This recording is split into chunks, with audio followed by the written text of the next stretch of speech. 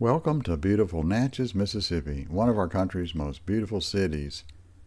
The scenic Natchez Trace Parkway runs 444 miles from Natchez to Nashville, and it was originally a buffalo and Indian trail. This was a city of incredible wealth. Unfortunately, for 90 years, approximately, the United States allowed slavery, and cotton was king. Millionaires were made overnight. At this time, Natchez and New York vied for the most millionaires.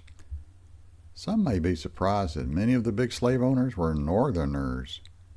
So much history here on the Mississippi River. Famous people include Andrew Jackson, Aaron Burr, John James Audubon, the bird painter, and Jenny Lind, the European nightingale singer. Natchez is on a 200-foot bluff overlooking the river. Steamboats stop at Natchez under the hill like they did in years gone by. You can take Silver Street down to the water to visit today. Natchez is actually older than New Orleans by 2 years, being established by Bienville, the French explorer, in 1716. Natchez was the first capital of the Mississippi Territory in 1798 and the state of Mississippi in 1817. The Natchez Indian tribe warned the French not to encroach on their land, but they kept coming. Hostilities commenced, and eventually the French annihilated them, marking the end of the Natchez tribe. In Louisiana, the owner of a plantation usually built their mansion right on the property, but in Mississippi, the wealthy came to Natchez to hobnob with the rich.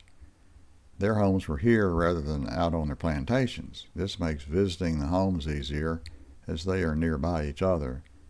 That might be considered an advantage over Charleston, a city often compared. Your first stop might be the Visitor Center near the Mississippi River Bridge. They will let you know what houses are open that day, and you can purchase tickets and get directions there as well. Museum houses are large ones that are open all year and always very impressive. They show you the bedrooms too, an advantage over many B&Bs. Examples are Longwood, Stanton Hall, Melrose, Auburn, Magnolia Hall, and Rosalie. Spring and fall pilgrimages are also held.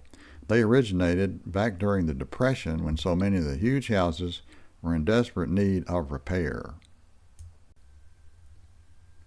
The ladies of Natchez Garden Club started a tour in 1932 to raise money to save the houses. The Natchez Garden Club and the Pilgrimage Garden Club. Today, this is the second oldest home tour in the nation. There are also private homes open much of the year. During the spring and fall pilgrimages, other private homes are also shown for a few weeks. Different ones come up each year, so there's always something new to see. Here's more on the wonderful museum homes. To me, Longwood is the most interesting house in the nation, even surpassing Monticello, and the most beautiful. It is the largest octagonal house in the United States and is in the Moorish Italianate style. The first 3 of 6 levels make 30,000 square feet alone and consist of approximately 1 million bricks. These were made on site by the slaves, and the walls are 27 inches thick. The house was to have 32 rooms. The rush was on to complete the house before the war broke out, but luck ran out. Workers dropped their tools and went back to Philadelphia, where the 100 Corinthian columns had been milled. You can see their tools and paint buckets just as they left them. Only the exterior was complete, although the servants would complete the lower level and the family moved in. Lumber to complete the interior was paid for and delivered, but Union troops came and stole it. Stanton Hall is the most palatial of Natchez homes if you want to see just how lavish they can get. Its Corinthian columns are known by architects around the world. An entire sailing ship was chartered to bring mirrors and ironwork from Europe. Completed in 1857, it took 6 years to build. Like Longwood, Stanton Hall is owned by the Pilgrimage Garden Club. Magnolia Hall, 1858, was one of the last mansions built. It is a Greek Revival mansion restored by the Natchez Garden Club. It is shown in the original brownstone finish. In addition to the usual fine furnishings, there are many period costumes for you to enjoy. More beautiful columns at Rosalie, on the bluff of the Mississippi River where the French Fort Rosalie once was. Built in 1823, it features Tuscan columns on the portico and a fan light over the door. Today it's owned by the DAR, the Daughters of the American Revolution. Auburn started the big white column fashion on southern mansions, before the White House had them. Auburn has an architectural wonder, a freestanding spiral staircase.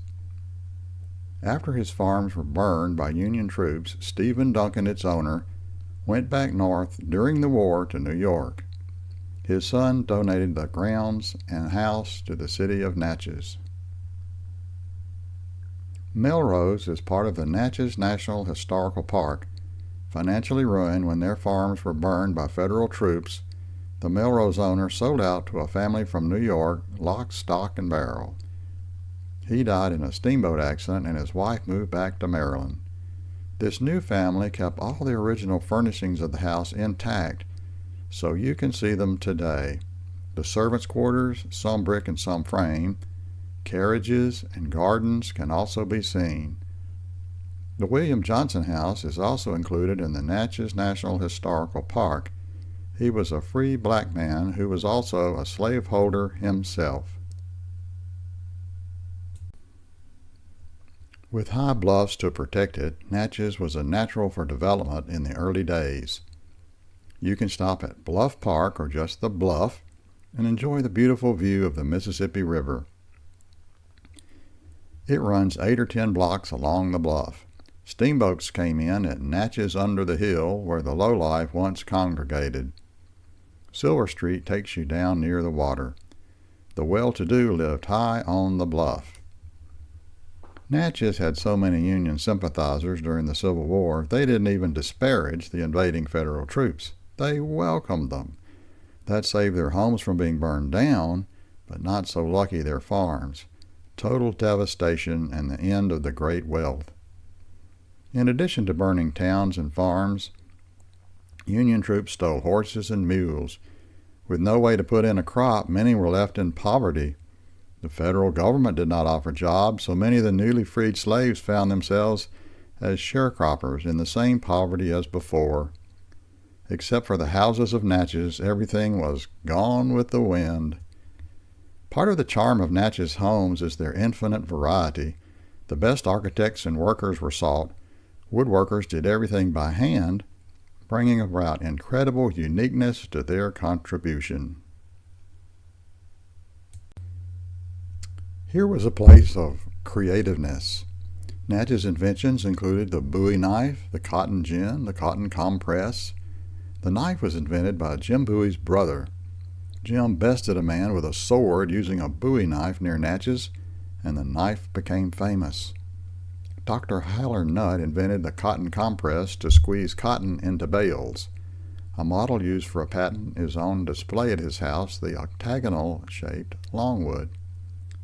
His father developed a new strain of cotton, the Petty Gulf variety, which grew well in Mississippi and was easier to pick.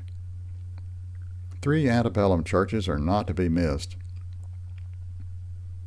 One, Presbyterian, hosts the historic Natchez collection of photographs. 2 others are known for their stained glass windows, and of course some are by Tiffany. Architectural styles and periods of fashion in antebellum Natchez are the Federal style, 1799 to 1840, with oval windows, oval and half-circle fan lights, slender Roman columns.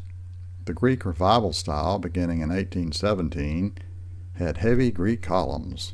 The Italianate style began in 1855 with its arched windows, bay windows, and bracketed cornices.